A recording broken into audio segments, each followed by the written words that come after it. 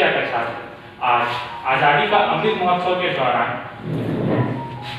जन उत्सव सप्ताह के अंतर्गत चंपारण सत्याग्रह के बारे में बोलने जा रहे हैं। तो जब भारत में ब्रिटिश शासन से दौर था, तब ब्रिटिश सरकार के द्वारा भारत के किसानों को नील की खेती करवाने का दबाव डाला जा रहा था। होता यह था कि ब्रिटिश सरकार बोलती थी किसानों को कि आप नील की खेती करें, लेकिन किसान इसके पक्ष में नहीं थे। इसका कारण यह था कि नील की खेती करने के द्वारा उनका जो फसल होता था वो कम होता था और मिट्टी उनकी उपजाऊ कम हो जाती थी।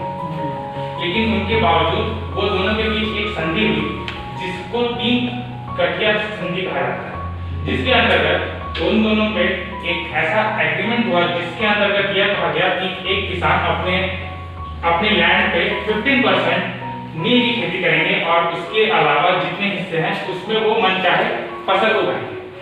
तो ये एग्रीमेंट जब तय हुआ तो उसके बाद किसान ऐसा करने लगे। अब इशू यहाँ से शुरू होती है यह कि जब एग्रीमेंट हो गया तो दोनों खुश थे। जब किसान अपना फसल उपजाते थे, इंडिगो उगाते थे और उसे बेचते थे, उस पर उन्हें वेजेस मिलते थे अच्छे।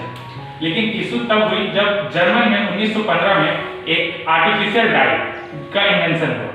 वो आर्टिफिशियल डाई काफी सस्ती थी और काफी अच्छी थी, जिसका मार्केट में वैल्यू बहुत बढ़ गया।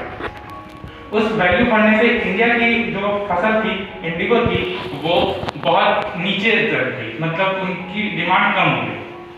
इसके लिए जब इंडिगो की डिमांड कम हो गई तो भारत की जो ब्रिटिश सरकार थे उन्हें मुनाफा कम होने लगा, तो उन्होंने किसानों पर दबाव डाला और उनको दिए जाने वाले वेजेस को कम कर दिया। और इसके दौरान फिर जो किसान थे उन्होंने अपने नील की खेती को भी बंद कर दिया।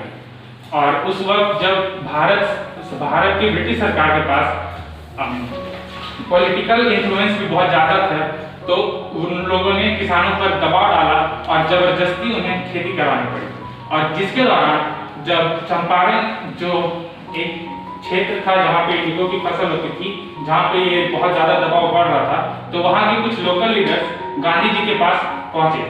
और हालांकि गांधी जी उस वक्त अपनी पढ़ाई पूरी कर साउथ अफ्रीका से लौटे थे 1915 में, तब वहाँ के चंपारण के लोकल लीडर्स उनके पास गए, अपनी परेशानी बताई और उसके बाद गांधी जी ने चंपारण जाने का फैसला किया।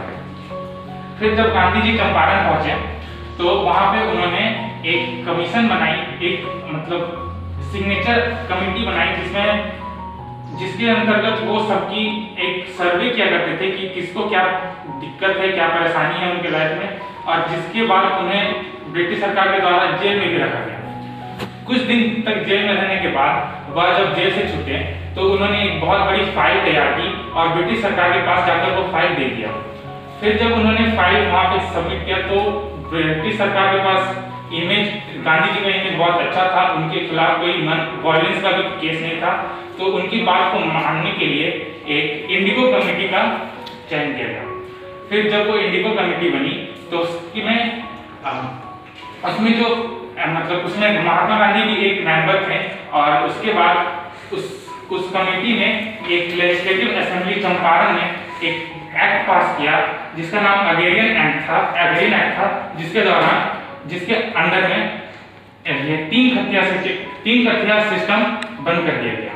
यही थी चंपारण सत्याग्रह और जिसके अंतर्गत महात्मा गांधी और उनके साथियों को एक जीत मिली। Thank you.